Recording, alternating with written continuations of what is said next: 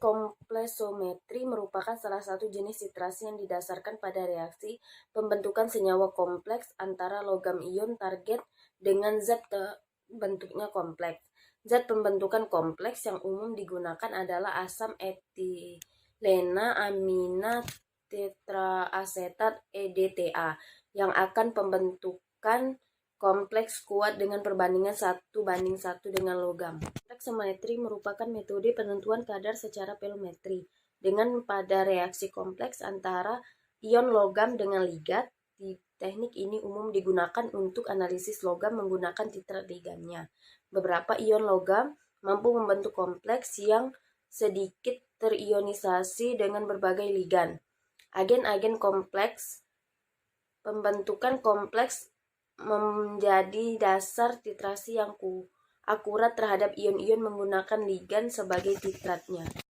Alat tambahan yang pertama ada alat preliminar, labu ukur, beaker, gelas, patang, pengaduk, krom kaca, kertas, sering, filler, timbang analitik, purut, statif, pipit ukur, pipit titis, pipit volume, mortir, dan stamp. Yang kedua ada bahan yang digunakan. Yang pertama aqueous disodium hidrat, indikator hitam,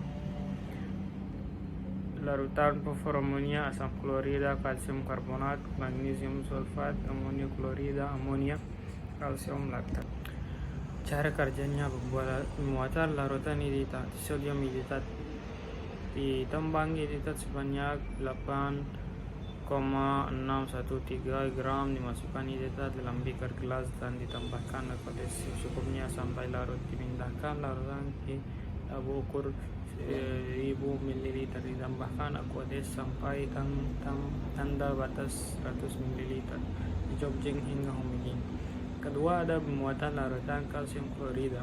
Ditambahkan kalsium klorida sebanyak 1,8378 gram dalam beaker gelas. Tambahkan aqueous secukupnya sampai larut. Dipindahkan ke dalam labu ukur 250 ml, ditambahkan aqueous sampai tanda batas, dijok hingga homogen. Ketiga, pembuatan larutan pufur amonia. Ditambang semua bahan yang diberlakukan, dilarutkan 16,875 gram NH4Cl dalam 145,5 ml NH3. Diaduk hingga larut. Ditambahkan aqueous sampai 225 ml. 0,154 gram MgSO4, ditambahkan 0,2325 gram disodium hidrat.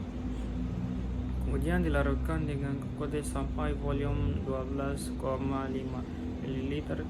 Dicampurkan kedua larutan tersebut dan ditambahkan aqueous sampai 250 ml. Pembahasan. Prinsip dasar dari titrasi kompleksometri adalah terjadinya reaksi pembentukan ion-ion kompleks antara bahan yang akan dianalisis dan titran. Titrasi dapat ditentukan dengan adanya penambahan indikator yang berguna sebagai tanda tercapainya titik akhir titrasi. Ada 5 syarat suatu indikator ion logam dapat digunakan pada pendeteksian visual dari titik akhir, yaitu reaksi warna harus sedemikian sehingga sebelum titik akhir, bila hampir semua ion logam telah berkompleks dengan EDTA, larutan akan berwarna kuat. Kedua, reaksi warna itu haruslah spesifik atau khusus atau sedikitnya selektif. Ketiga, kompleks indikator logam itu harus memiliki kestabilan yang cukup. Jikapun tidak, karena kalau disosiasi tak akan diperoleh perubahan warna yang tajam. Namun kompleks indikator logam itu harus kurang stabil dibanding kompleks logam. EDTA untuk menjamin agar pada titik akhir titrasi, EDTA dapat memindahkan ion-ion logam dari kompleks indikator logam ke kompleks logam EDTA harus tajam dan cepat. Kelima, kontras warna antara indikator bebas dan kompleks indikator logam harus sedemikian sehingga mudah untuk diamati. indikator harus sangat peka terhadap ion logam, sehingga perubahan warna terjadi sedikit mungkin dengan titik ekuivalen.